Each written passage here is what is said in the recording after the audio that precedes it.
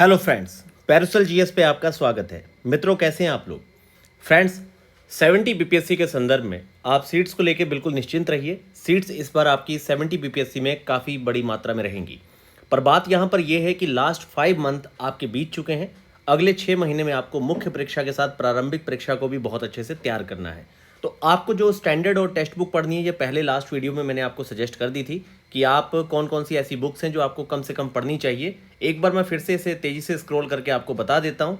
देखिए, Indian economy में आप संजीव वर्मा सर की जो बुक है वो पढ़ सकते हैं, बहुत अच्छी है। ठीक है, इसके साथ साथ आपको क्या करना है कि आप इसमें जो आपकी मैक्रो जिसमें राष्ट्रीय आय वगैरह और ये बड़े विषय होते हैं, आपको समष्टि अर्थशास्त्र वाली जो आपकी एनसीईआरटी है, उसके साथ भारतीय अर्थव्यवस्था, वो एनसीईआरटी भी पढ़ सकते हैं अगर आप अपने अर्थव्यवस्था वाले सेक्शन को बहुत अच्छा करना चाहते हैं। लक्ष्मीकांत नो डाउट आपको पढ़नी चाहिए, पॉलिटी के लिए बहुत अच्छी बुक है। बाकी हिंदी माध्यम में मैंने आपको बताया था कि आप किरण कंपटीशन अगर बहुत अच्छे से पढ़ लें तो ये किताब काफ़ी अच्छी है। इसके अलावा इंग्लिश मीडियम में आप स्पेक्ट्रम के साथ जो है आपकी एंसेंट और मिडेवल और मॉडर्न जो तीनों एनसीईआरटी है ज़रूर पढ़िए। और हिंदी माध्यम के विद्यार्थी भी ये तीनों एनसीईआरटी पढ़ सकते हैं, काफ़ी अच्छी है। लेकिन वो अगर किरण पढ़ रहे हैं तो स्पेक्ट्रम को स्किप कर सकते हैं, छोड़ सकते हैं, इससे कोई नुकसान उन्हें नहीं होगा अपनी तैयारी के दौरान। इसके अलावा आपके इन्वायरमेंट में अंग्रेजी माध्यम में तो एसएस जो आपके शंकर आईएएस अकेडमी की बुक है वो काफ़ी अच्छी है। ठीक है, इसके अलावा जो आपके हिंदी माध्यम के विद्यार्थी हैं, देखिए इन्वायरमेंट पे कुछ उस तरह के बहुत ज़्यादा क्वेश्चंस नहीं आते। तो इन्वायरमेंट पे अगर आप अपनी तैयारी को करना चाह रहे हैं तो इन्वायरमेंट में आप सिर्फ घटना चक्र पूर्वावलोकन के जो प्रीवियस अब तक के यूपीएससी स्टेट पीसीएस के सारे क्वेश्चन हैं उसका कलेक्शन भर आपके लिए काफ़ी है। फिर भी आप पढ़ना चाहें तो आप पर्यावरण जो है परीक्षा वाणी का पढ़ सकते हैं। इसके अलावा साइंस में आपको 6 to 10 की एनसीईआरटी जरूर पढ़नी है। और इसके साथ एक सबसे बड़ी चीज़ जो ये है वो है कि आपके बिहार जो बीएसएससी के जो आपके क्वेश्चन है वो आपने साइंस के क्वेश्चन जरूर लगाने हैं, क्योंकि ये बहुत ज़्यादा इंपॉर्टेंट है। आपने बीएसएससी बिहार के थ्रू जो एसएससी का एग्ज़ाम है उसके साइंस के क्वेश्चन आपके लिए बहुत ज़्यादा इंपॉर्टेंट है, क्योंकि ये बहुत ज़्यादा महत्वपूर्ण है। इसके अलावा मैंने आपको बताया था कि आप 10th 11th 12th के जो चैप्टर्स हैं उसके एमसीक्यूज़ को नेट पे सर्च करके सॉल्व कीजिए, इससे आपको काफ़ी ज़्यादा लाभ मिलेगा। इसके अलावा आपको 11th 12th की बल्क की एनसीईआरटी पढ़ने की आवश्यकता नहीं है, क्योंकि ये आप कवर नहीं कर पाएंगे, उल्टा प्रेशर में चले जाएंगे। इसको आप छोड़ दीजिए, इससे आपको ज़्यादा लाभ नहीं है। बाकी पॉलिटी में एनसीईआरटी पढ़ने की आवश्यकता नहीं है। पढ़ना चाहें तो इसकी 2 ही एनसीईआरटी सिर्फ काम की है, सबसे ज़्यादा जो जरूरी है, एक तो भारत का जो संविधान है इंडियन कॉन्स्टिट्यूशन, दूसरा आपका पॉलिटिकल प्रिंसिपल राजनीतिक सिद्धांत।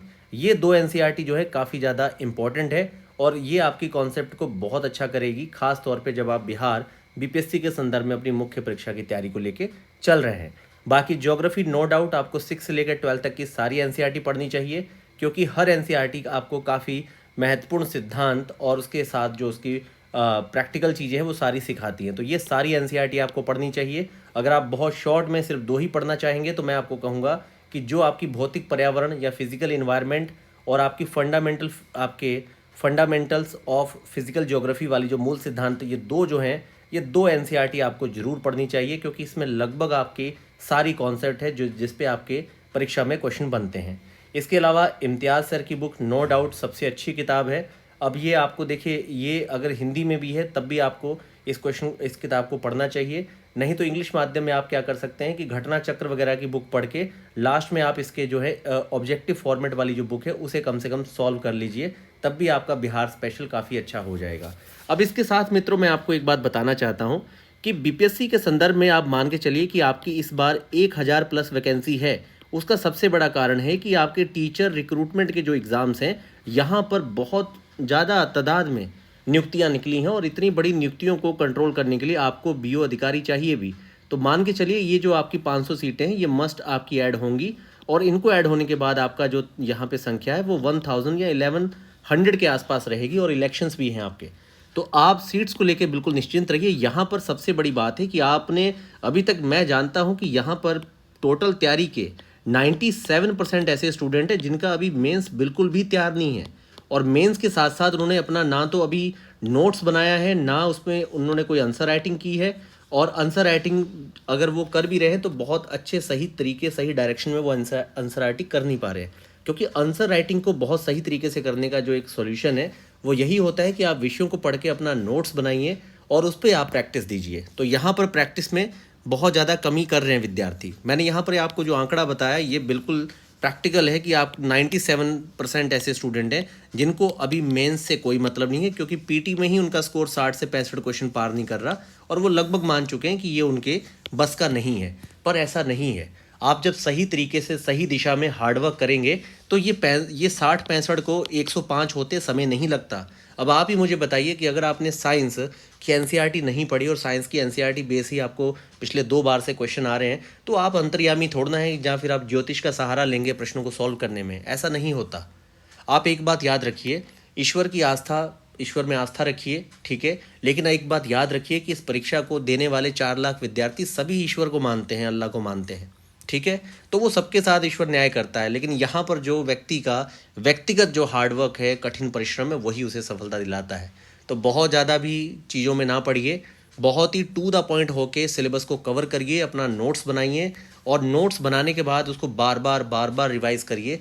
तभी आपकी कॉन्सेप्ट क्लियर होगी, आपके फैक्ट्स आपके पास आएंगे ताकि उन्हें आप आंसर में डाल पाएँ। अब आपसे नैनो टेक्नोलॉजी पूछा गया, अब आपको नहीं पता नैनो टेक्नोलॉजी क्या है, आपको मतलब बेसिक चीज़ें नहीं पता, आपको उसके बारे में नहीं पता कि उसके क्या क्या मतलब प्रैक्टिकल यूज़ हो सकते हैं। इवन छोटे मोटे फ्लड डिसास्टर मैनेजमेंट से लेके कहाँ कहाँ किस लेवल पे मतलब आप उसमें उसका यूज़ कर सकते हैं। और ख़ास तौर पे मतलब नैनो टेक्नोलॉजी के यूज़ को आप एग्रीकल्चर से लेके हर क्षेत्र में दिखाने वाले आपने बहुत सारे एग्जाम्पल नहीं पढ़े। भारत सरकार की नीति आयोग की या कुछ हमारे डीएसटी मंत्रालय वगैरह के द्वारा जो नई इनिशिएटिव शुरू की है, आपको वो नहीं पता, तो आप एक अच्छा आंसर कैसे लिखेंगे। और जो विद्यार्थी ये सब चीज़ें इसमें डाल देगा वो बंदा उसमें मार्क्स पाएगा। 38 में से उसके 26 नंबर आएंगे, 24 आएंगे, आप 8 नंबर लेके बाहर हो जाएंगे। तो आपको आंकड़े आपको जिम्मेदार होना पड़ेगा। अगर आपने कोई विषय पढ़ा है तो आपको जिम्मेदारी लेनी पड़ेगी कि उस विषय में मुझे कॉम्प्रहेंसिव, मेरा पूरा उस पर एक कॉम्प्रहेंसिव विश्लेषण है, मैंने उस पर काफ़ी अच्छा विश्लेषण किया है, मेरे पास आंकड़े बहुत अच्छे हैं।